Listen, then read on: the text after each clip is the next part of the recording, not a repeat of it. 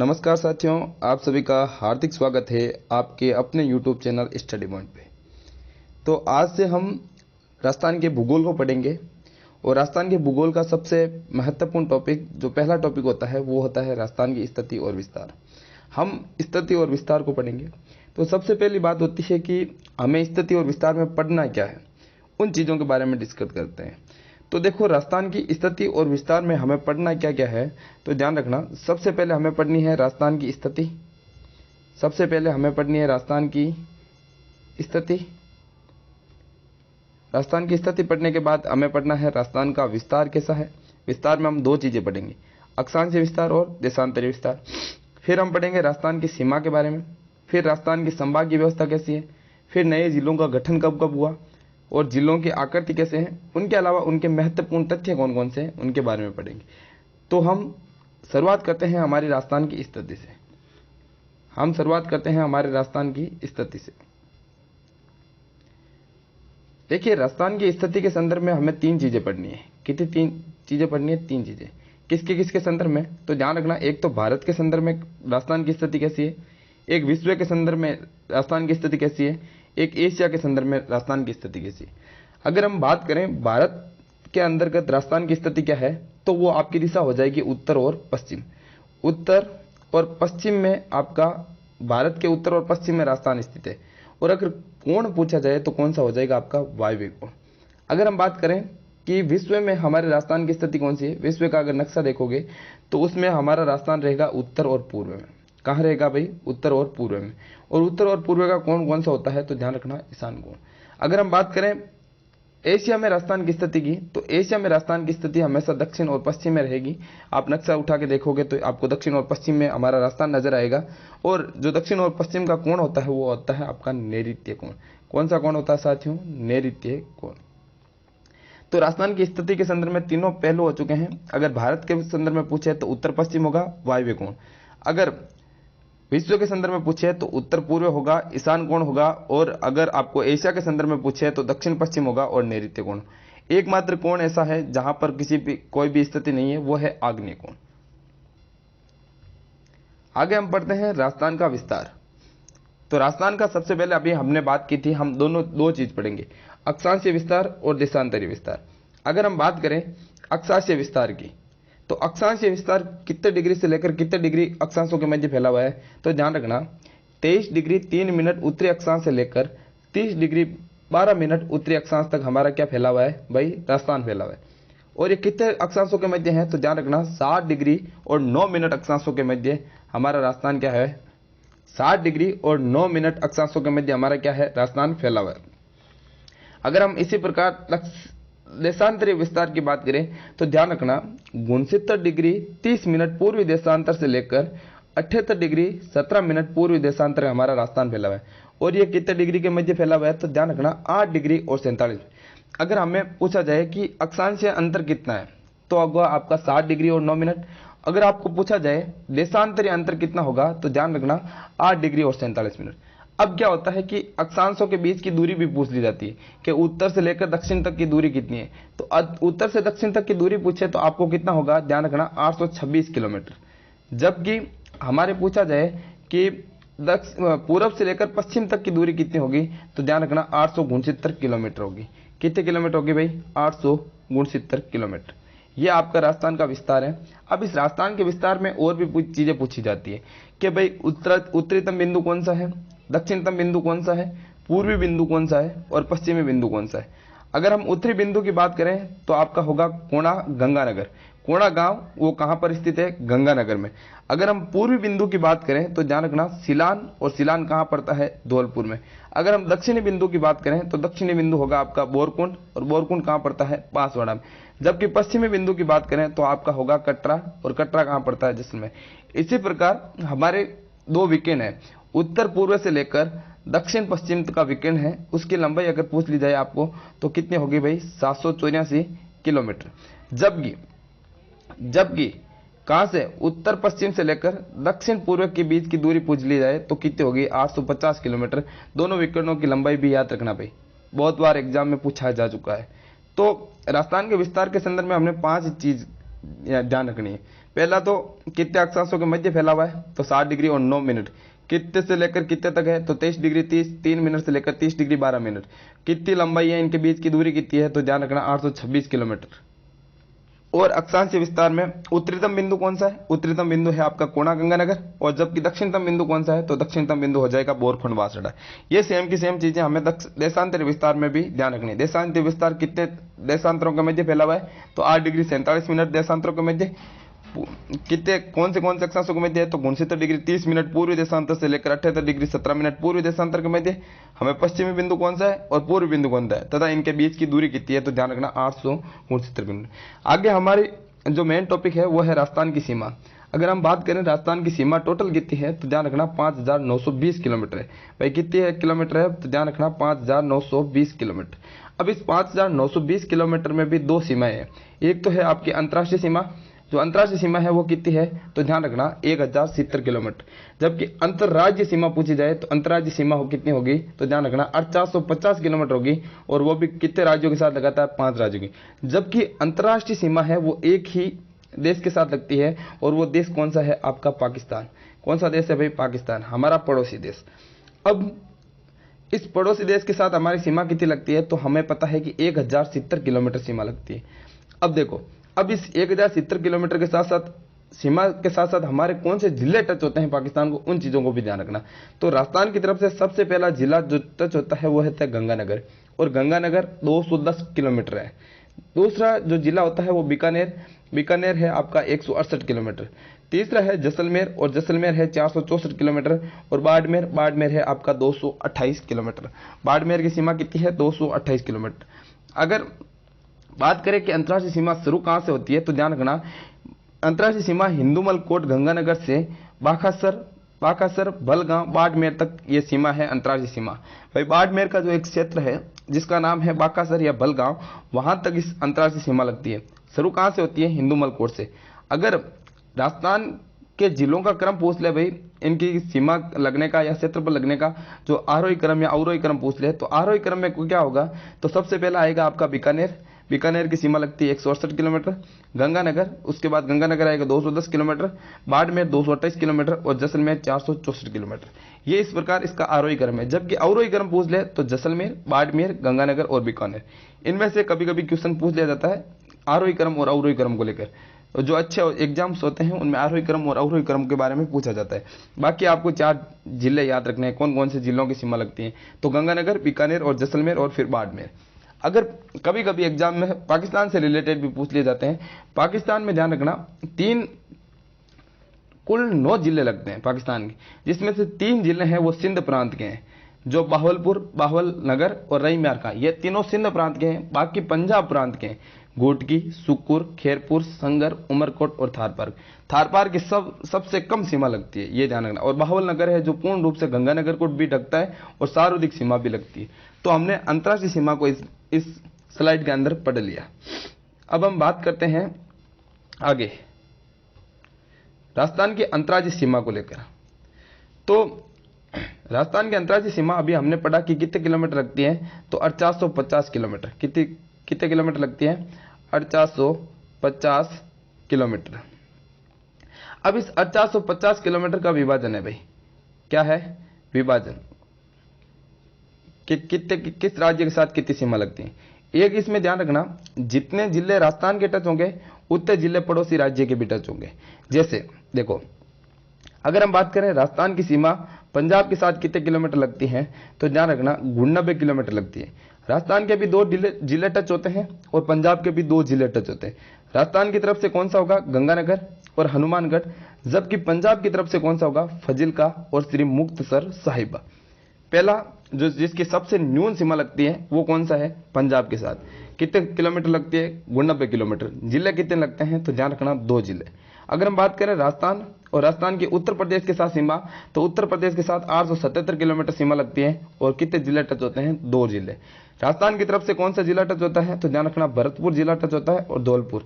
जबकि उत्तर प्रदेश की तरफ से कौन सा होता है? आगरा और मथुरा। यही 4-5 इंपॉर्टेंट चीजें हैं जो याद रखनी है आपको। मेन तो है राजस्थान की उत्तर प्रदेश के साथ सीमा कितनी लगती है? 877 किलोमीटर। जिले कितने टच होते हैं? 2। और कौन कौन से राजस्थान के कौन कौन से जिले टच होते हैं वो वेरी इंपॉर्टेंट है, जो भरतपुर और धौलपुर।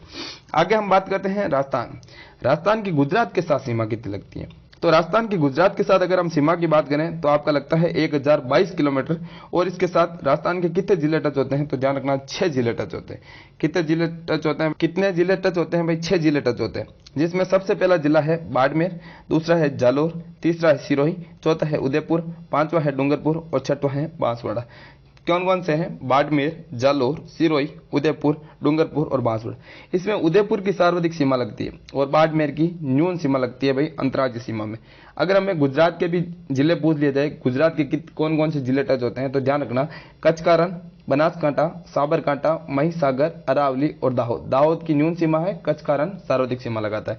मेन इंपॉर्टेंट मैंने चीजें बताती भाई, राजस्थान की गुजरात के साथ सीमा कितनी लगती है, वो कितने जिले टच होते हैं और राजस्थान के कौन कौन से जिले टच होते हैं, इन चीजों का हमें ज्यादा फोकस करना है। ठीक है, आगे हम पढ़ते हैं राजस्थान की अंतर्राज्यीय सीमा में राजस्थान की हरियाणा के साथ सीमा। हरियाणा के साथ सीमा कितनी लगती है? तो ध्यान रखना, 1262 किलोमीटर लगती है और राजस्थान के 7 जिले टच होते हैं, वही हरियाणा के भी 7 जिले टच होते हैं। तो राजस्थान की तरफ से कौन कौन से जिले टच होते हैं? तो ध्यान रखना, सबसे पहला है हनुमानगढ़, दूसरा है चूरू, तीसरा है झुंझुनू, चौथा है सीकर, पांचवा है जयपुर, छठवा है अलवर और सातवां है भरतपुर। जबकि हरियाणा की तरफ से अब 7 जिलों की बात करें तो ध्यान रखना, सिरसा, फतेहाबाद, हिसार, भिवानी, महेंद्रगढ़, रेवाड़ी और मेवात। ये 7 जिले हरियाणा के टच होते हैं। जबकि हमारे राजस्थान से कौन कौन से जिले टच होते हैं, जो आपने देख लिए, हनुमानगढ़, चूरू, झुंझुनू, सीकर, जयपुर, अलवर और भरतपुर। इसमें भी हनुमानगढ़ सर्वाधिक सीमा लगाता है भाई हरियाणा के साथ, जबकि जयपुर है जो न्यून सीमा लगाता है भाई हरियाणा के साथ। ध्यान रखना, टोटल सीमा कितनी लगती है? तो ध्यान रखना, 1262 किलोमीटर। और कितने जिले टच होते हैं? तो 7 जिले टच होते हैं। अब हम बात करते हैं राजस्थान की मध्य प्रदेश के साथ सीमा, जो सर्वाधिक सीमा लगाता है मध्य प्रदेश के साथ। कितने किलोमीटर? 1600 किलोमीटर। और इसके जिले कितने टच होते हैं राजस्थान के? तो ध्यान रखना, 10 जिले टच होते हैं। 10 जिलों में सबसे पहला जिला है धौलपुर, फिर करौली, सवाई माधोपुर, कोटा, बारां, झालावाड़, भीलवाड़ा, चित्तौड़, प्रतापगढ़ और बांसवाड़ा।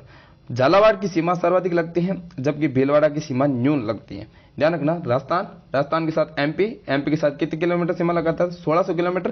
और कितने जिले टच होते हैं? तो 10 जिले। 10 जिले कौन कौन से हैं? धौलपुर से लगाकर बांसवाड़ा तक जो 10 जिले हैं, जो सीमावर्ती जिले हैं, वो 10 के 10 इस मध्य प्रदेश को टच करते हैं।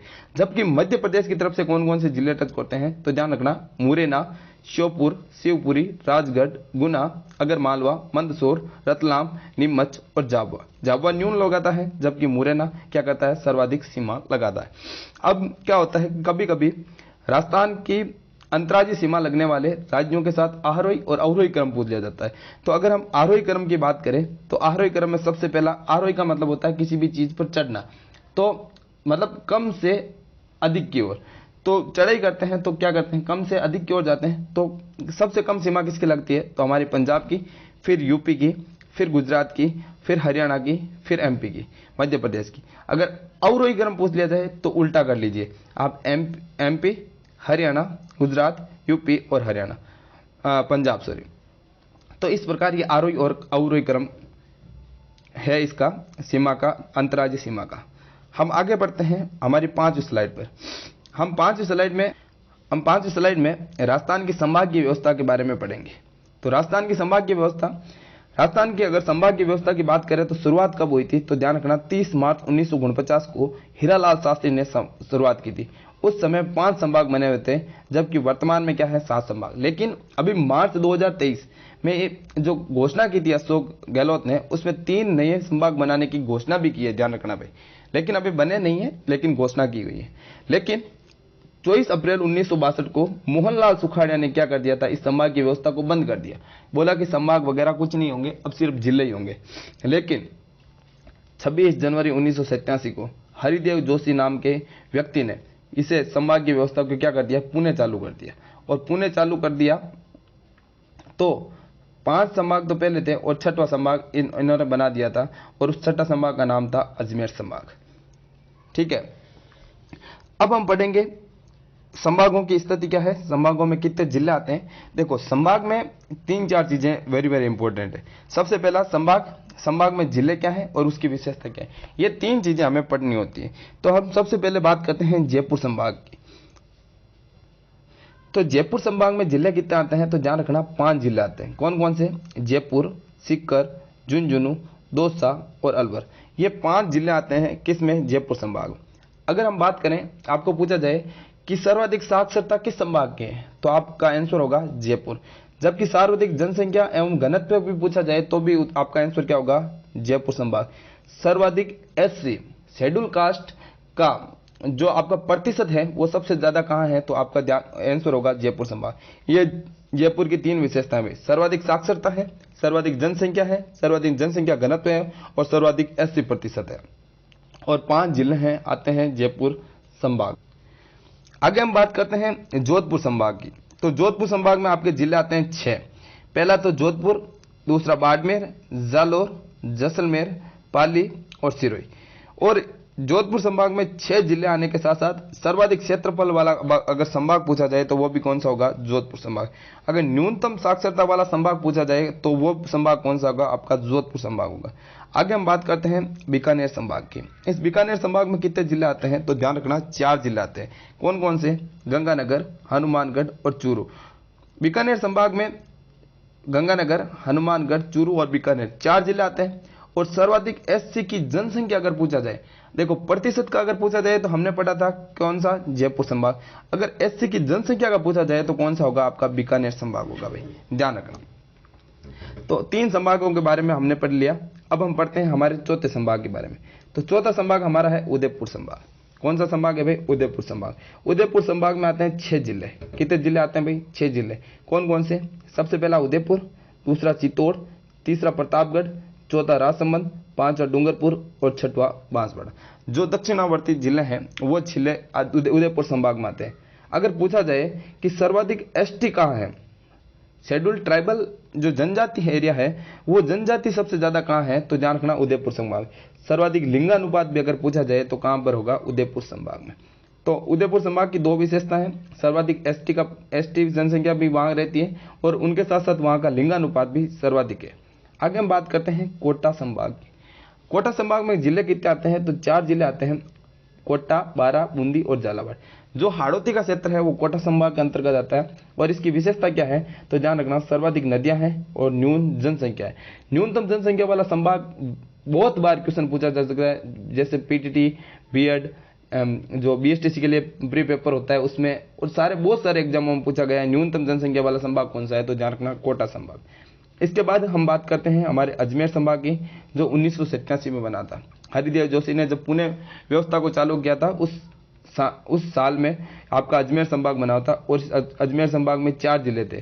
कौन कौन से, पहला अजमेर, दूसरा नागौर, तीसरा भीलवाड़ा और चौथा टुंग। 4 जिले इस अजमेर संभाग में थे। अजमेर संभाग की एक ही विशेषता है, ये मध्यवर्ती संभाग है। आगे हम बात करते हैं हमारे 7वां और नवीनतम संभाग की, जिस संभाग का नाम है भरतपुर संभाग। और इस भरतपुर संभाग में 4 जिले हैं। तो 4 जिले कौन कौन से हैं, तो भरतपुर है, धौलपुर है, करौली है और सवाई माधोपुर है। और भरतपुर संभाग में का क्षेत्रफल न्यूनतम है। अगर सर्वाधिक क्षेत्रफल पूछा जाए तो कौन सा होगा, जोधपुर का। अगर न्यूनतम क्षेत्रफल वाला संभाग पूछा जाए तो भरतपुर। सर्वाधिक जनसंख्या वाला संभाग पूछा जाए तो जयपुर। और न्यूनतम संख्या वाला संभाग पूछा जाए तो कौन सा होगा, कोटा संभाग। यह इस प्रकार राजस्थान की संभागीय व्यवस्था थी।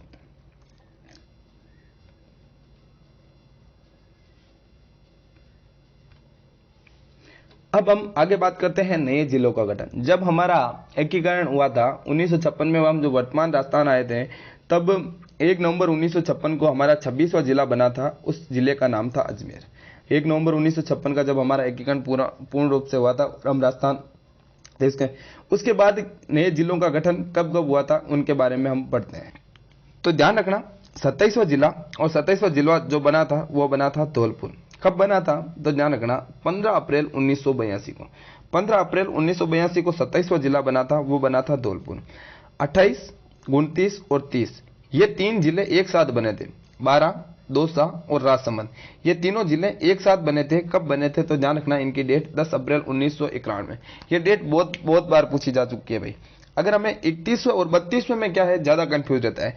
31वें जिले की अगर बात करें तो कौन सा बना था, तो ध्यान रखना हनुमानगढ़ बना था, जिसकी डेट है 12 जुलाई 1954 में। अगर हम बात करें 32वें जिले की, 32वां जिला जो बना था वो करौली बना था, और ये कब बना था, 19 जुलाई 1997 को। 1991 3 साल बाद 1994, 1994 के 3 साल बाद 1997, 3 साल के गैप से बने थे। 1991 में तो 28वां, 29वां और 30वां जिला बना था। 31वां जिला उसके 3 साल बाद 1994 में बना था, और 32वां जिला आपका करौली बना था जो 1997 में बना था। अगर हम 33वें जिले की बात करें तो 33वां जिला हमारा बना था प्रतापगढ़, और ये डेट लगभग सबको याद होगा, और ये नवीनतम जिला है। और जब इस जिले का निर्माण किया गया था, इस जिले का गठन किया गया था, तो वो किस समिति की सिफारिश पर हुआ था, तो ध्यान रखना इसके लिए एक समिति बनी थी। उस समिति का नाम था परमेश चंद्र कमेटी। इस परमेश चंद्र कमेटी की सिफारिश पर इस प्रतापगढ़ को क्या बनाया गया था, जिला। ये इस प्रकार हमारे नए नवीनतम जिले उनका गठन हुआ था। और वर्तमान में अभी मार्च जो 2023 है उसमें नए जिलों बनाने की घोषणा की है। हमारे वर्तमान में 50 जिले हो जाएंगे भाई। 19 नए जिलों की घोषणा की थी, आपको भी पता होगा। ठीक है, आगे हम बढ़ते हैं जिलों की आकृति। कभी कभी एग्जाम्स में जिलों की आकृति से लेकर भी क्वेश्चन पूछ लिए जाते हैं। जैसे पूछ लिया जाता है कि कुर्सी या सोफे के समान कौन सा जिला है, तो कुर्सी और सोफे के समान हमारा हनुमानगढ़ जिला है, जो उत्तर में स्थित है। ठीक है, अगर पूछा जाए कटोरे नुमा और प्याले नुमा कौन सा है, तो ध्यान रखना सिक्कर की आकृति कटोरे नुमा या प्याले नुमा।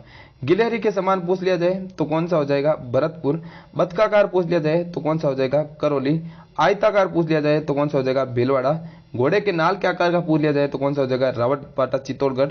पतंगाकार बहुभुज पूछ लिया जाए तो कौन सा होगा, जैसलमेर। मयूर के समान पूछ लिया जाए तो कौन सा हो जाएगा, जोधपुर। त्रिभुजाकार के बारे में पूछ लिया जाए तो कौन सा हो जाएगा, अजमेर। राजस्थान के समान पूछ लिया जाए तो कौन सा जिला हो जाएगा, तो हो जाएगा टोंक। और धनुषाकार पूछ लिया जाए तो कौन सा हो जाएगा भाई, दौसा। कुछ जिलों की आकृति है, इनमें से कभी कभी क्वेश्चन पूछ लिया जाता है, छोटे एग्जामों में बहुत बार पूछ लिया जाता है। आगे हम पढ़ते हैं महत्वपूर्ण तथ्यों के बारे में। महत्वपूर्ण तथ्यों में हम क्या क्या पढ़ेंगे, देखो महत्वपूर्ण तथ्यों में हमारे पास टोटल जिले कितने हैं भाई, 33। कितने जिले हैं, 33। इन 33 जिलों में 8 जिले ऐसे हैं जो किसी भी जिलों के साथ, राज्यों के साथ या अंतर्राष्ट्रीय सीमा नहीं लगाते।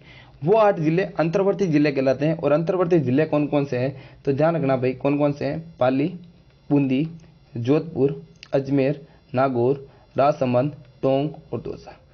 पाली, बूंदी, जोधपुर, अजमेर, नागौर, राजसमंद, टोंक और दौसा, ये 8 जिले हैं जो कुल अंतर्वर्ती जिलों के अंतर्गत आते हैं। उसके बाद 33 में से अगर 8 घटा लिया जाए तो सीमावर्ती जिले कितने बचे, तो ध्यान रखना 25 सीमावर्ती जिले बचे। कितने जिले बचे भाई, 25 सीमावर्ती। अब इस 25 सीमावर्ती जिलों में भी विभाजन हो रखा है। जैसे केवल अंतर्राज्यीय सीमा बनाने वाले जिले कौन से हैं, तो ध्यान रखना जैसलमेर और बीकानेर केवल अंतर्राज्यीय सीमा बनाते हैं। हमने देखा होगा गंगानगर अंतर्राज्यीय सीमा भी तो बनाता है, लेकिन ये साथ साथ में अंतर्राज्यीय सीमा भी बनाता है। और जो बाड़मेर है वो बाड़मेर अंतर्राष्ट्रीय सीमा तो बनाता है, लेकिन उसके साथ साथ अंतर्राज्यीय सीमा भी बनाता है। केवल अंतर्राष्ट्रीय सीमा बनाने वाले 2 ही जिले हैं, कौन कौन से, जैसलमेर और बीकानेर। अंतर्राष्ट्रीय और अंतर्राज्यीय सीमा बनाने वाले 2 जिले कौन कौन से हैं, तो ध्यान रखना गंगानगर और बाड़मेर।